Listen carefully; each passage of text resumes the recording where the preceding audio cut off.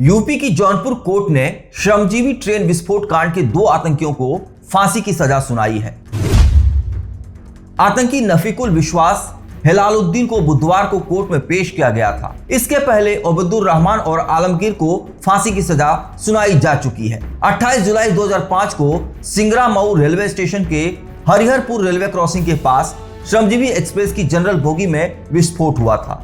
विस्फोट कांड में 14 लोगों की मौत हुई थी, वहीं 62 से अधिक यात्री घायल हो गए थे। बता दें कि जौनपुर के जिला एवं सत्र न्यायालय में दोनों आतंकियों की कड़ी सुरक्षा में पेशी कराई गई थी।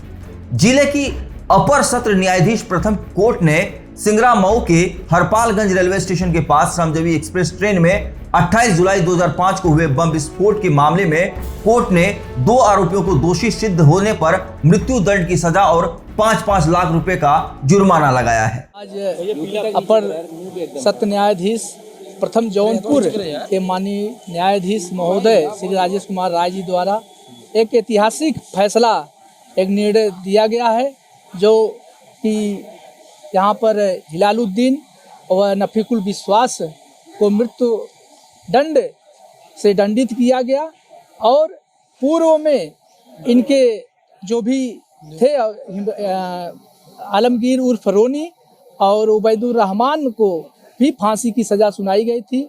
आज उसी में जो है अपने जज साहब के द्वारा फैसला दिया गया मृत्युदंड की, और इसके साथ साथ 22 दिसंबर को ये इनको दोष सिद्ध किया गया था माननीय न्यायालय द्वारा, और कल सजा के बिंदु पर बहस की सुनवाई हुई। उसमें मेरे द्वारा अपील किया गया था कि ये हिलालुद्दीन और नफीकुल विश्वास को ये मृत्युदंड की सज़ा विरल से विरलतम दिया जाए, और संसद भवन के हमले की हवाला देते हुए मैंने अपील किया था कि संसद भवन की हमला में 9 और मरे थे और 16 लोग उसमें जो है घायल हुए थे। लेकिन अपने इस श्रमजीवी बम विस्फोट कांड में जो आज चर्चित घटना का आज निर्णय आया, उसमें जो है 14 लोगों की मृत्यु हुई थी और उसमें 62 लोग गंभीर रूप से घायल हुए थे।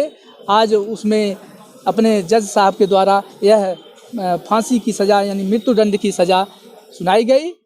और कुल कितने गवाह इसमें अभी तक आए थे, पेश किए गए? कुल अभियोजन पक्ष की तरफ से 43 गवाह जो है पेश किए गए थे, परीक्षित कराए गए थे, और 2 डिफेंस एविडेंस में थे, एक कोर्ट भी एविडेंस के रूप में थे। इस प्रकार से सजा में कुल क्या फाइनल निकला, सब मिला तो कितना मृत्युदंड, क्या मृत्युदंड है, कितनी सजा हुई?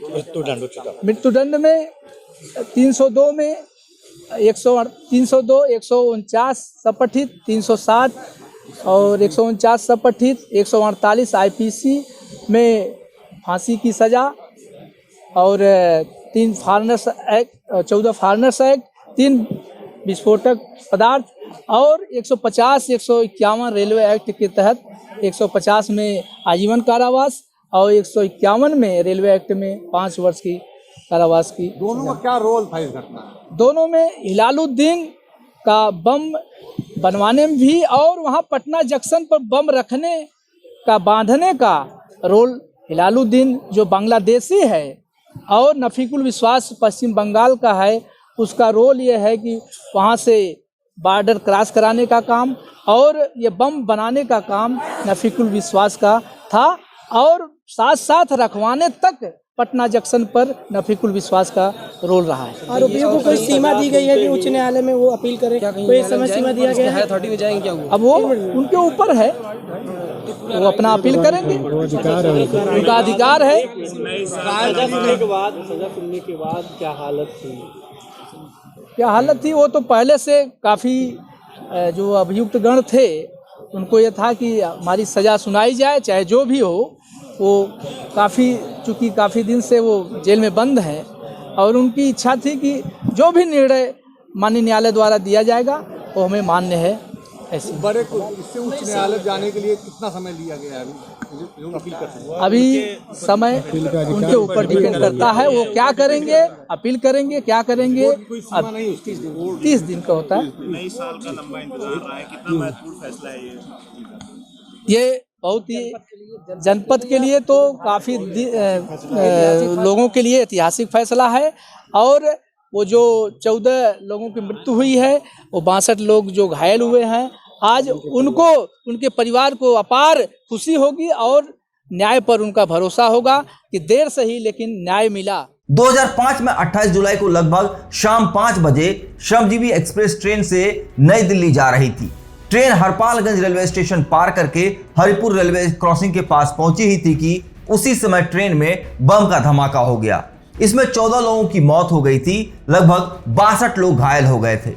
अपर सत्र न्यायाधीश प्रथम की अदालत में शुक्रवार को ट्रेन में बम रखने का आरोपित बांग्लादेश निवासी हिलाल उर्फ हिलालुद्दीन और विस्फोट में सहयोग का आरोपित नफीकुल विश्वास को दोपहर बाद 3:20 पर कोर्ट में पेश किया गया। दोनों आरोपियों पर दोष सिद्ध होने पर सजाए मौत सुनाई गई है। इस दौरान न्यायालय परिसर में काफी संख्या में फोर्स की तैनाती रही। फैसले के बाद दोनों दोषियों को कड़ी सुरक्षा में जेल भेज दिया गया। बांग्लादेशी आरोपी हिलाल उर्फ हिलालुद्दीन व बंगाल के नफीकुल विश्वास की पत्रावली करीब 6 साल से अंतिम बहस में चल रही थी।